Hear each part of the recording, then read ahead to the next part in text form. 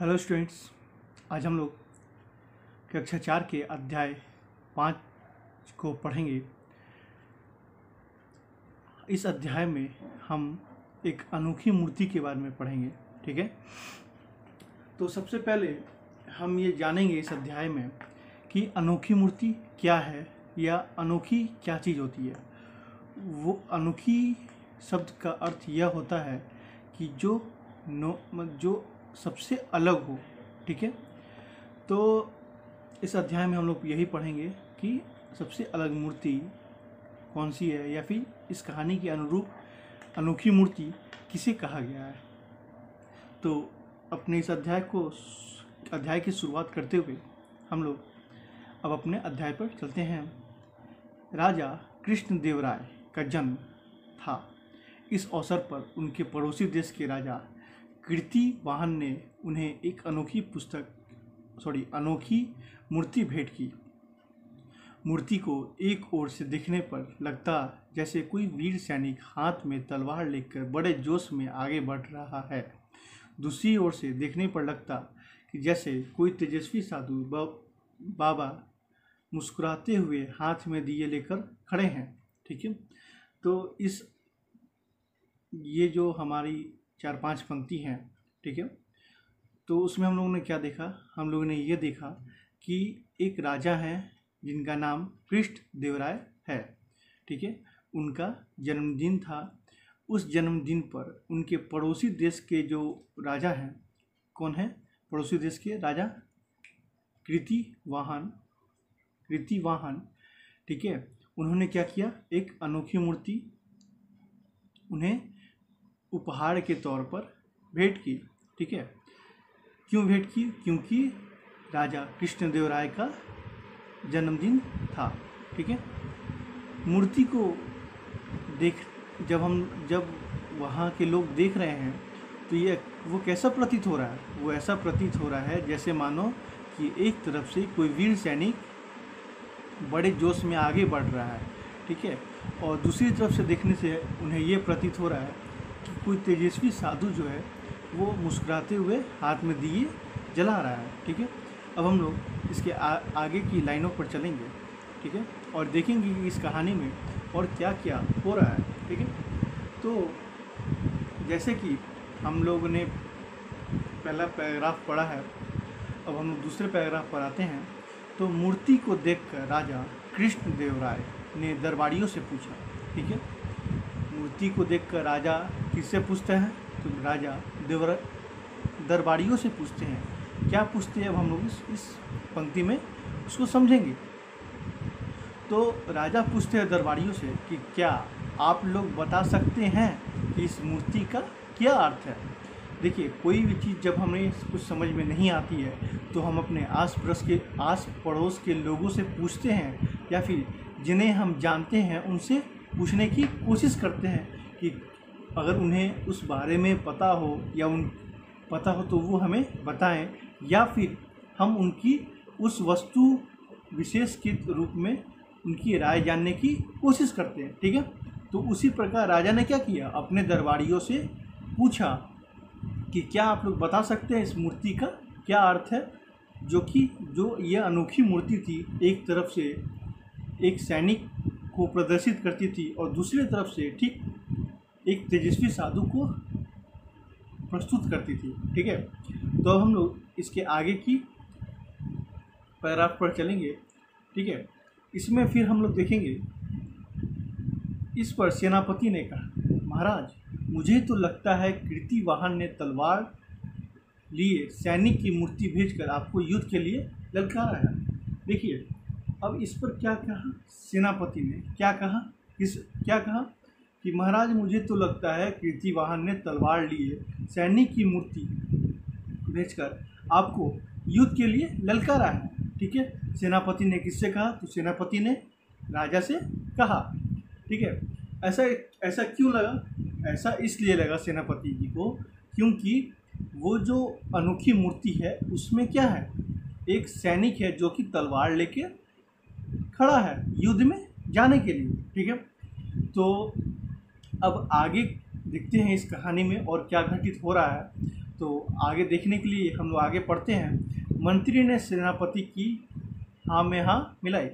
जब हम लोग कभी कभी क्या होता है, किसी बात से असंतुष्ट होते हैं या फिर कुछ ऐसे लोग होते हैं जिन्हें हम ना नहीं बोल सकते, उनकी बातों को ना नहीं बोल सकते, तो हम क्या करते हैं, हाँ में हाँ मिलाते हैं, मतलब कि उनकी बातों को थोड़ी देर के लिए मान लेते हैं। ठीक है। अब आगे पुरोहित जी बोले, महाराज, मूर्ति को दूसरी ओर से देखने पर एक साधु भी दिखाई पड़ता है। ये बात किसने कहा? तो ये बात एक पुरोहित जी ने कहा। किससे कहा? तो महाराज से, यानी वहाँ के राजा से कहा। ठीक है। कीर्तिवाहन ने व्यंग किया है। किसने कहा? तो पुरोहित जी ने कहा। किससे कहा? तो राजा से कहा।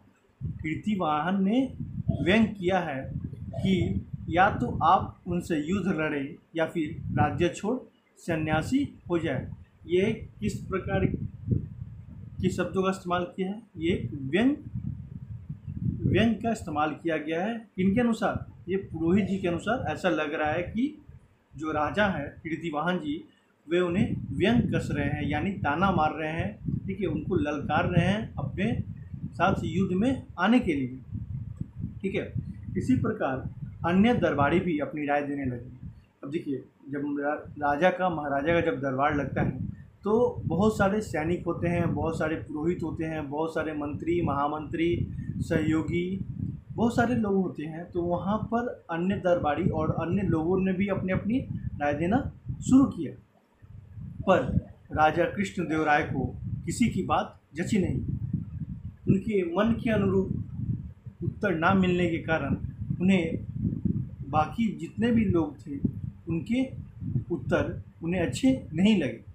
वे तेनालीराम की ओर देखकर बोले, आपने कुछ नहीं बताया, क्यों? अब वहाँ पर बस एक ही आदमी नहीं बोले थे। वो कौन थे? तेनालीराम। ठीक है। तेनालीराम बहुत ही क्या है, बुद्धिमान आदमी थे। ठीक है। मैं इसके अगले वाली कक्षा में आपको कुछ बातें तेनालीराम के बारे में ज़रूर बताऊंगा। ठीक है। तब तक के लिए हम यहाँ ध्यान देते हैं। तेनालीराम मुस्कुराते हुए बोले, महाराज, जब युद्ध की बड़ी बड़ी बातें की जा रही हो तो मैं भला क्या बोलूँ? तेनालीराम किससे बोले? तो महाराज से बोले। क्या बोले? कि जब आपके इस सभा में युद्ध की बहुत बड़ी बड़ी बातें की जा रही हो तो मैं भला उस बीच में क्या बोलूँ? पर मुझे तो इस मूर्ति में युद्ध नहीं, प्रेम का संदेश नजर आता है। ये किसने कहा? तो ये भी तेनालीराम ने राजा के दरबार में दरबारियों से और राजा से कहा कि इस मूर्ति में मुझे युद्ध नहीं, प्रेम का संदेश आता है। सुनकर राजा चौंके। सुनकर राजा क्या हो गया? चौंक गए। क्यों चौंक गए? क्योंकि ये जो बात थी तेनालीराम की, वो सभी के बातों के अनुरूप नहीं थी। इनकी जो बातें थी वो सभी से हटकर थी, सबसे अलग थी। ठीक है। जो कि एक चौंकाने वाली बात थी कि सबको इसमें युद्ध नज़र आता है, इस मूर्ति, अनोखी मूर्ति में, लेकिन जो तेनालीराम हैं उन्हें एक क्या होता है, प्रेम का संदेश नज़र आ रहा है। तो आइए हम देखते हैं कि अब इस अध्याय में ये कौन सा मोड़ आया है जिसमें हमें ये पता चलेगा कि क्यों तेनालीराम जी को इस मूर्ति में प्रेम का संदेश नज़र आया है। ठीक है। तो यह सुनकर राजा चौंक गए। बोले, कैसे? यह तो आपको बताना पड़ेगा। तो तब क्या हुआ, अब आगे देखते हैं। तेनालीराम बोले, महाराज, मंत्री जी और सेनापति जी ने तलवार तो देखी पर भूल गए कि तलवार के साथ दिया भी है। मैंने आपको इस अध्याय के शुरुआत में बताया था कि एक पुरोहित जी ने भी ये बात बोली थी कि एक तरफ तो महाराज तलवार है, लेकिन दूसरी तरफ एक साधु भी हैं जो कि दिया लेकर दिया से कुछ संदेश देना चाहते हैं। ठीक। कीर्तिवाहन आपके मित्र हैं और आपके जन्मदिन पर उन्होंने उपहार भेजा है। ये किसने कहा? ये तेनालीराम ने किससे कहा? महाराज से कहा। मुझे तो लगता है कि उन्होंने यह बतलाना चाहा है कि आपके दिल में अपनी प्रजा के लिए दिए की तरह सच्चा प्रेम है। जो दिया होता है वो बहुत ही सच्चाई से जलता है। ठीक है। उसमें कोई भी छल कपट की भावना नहीं रहती है।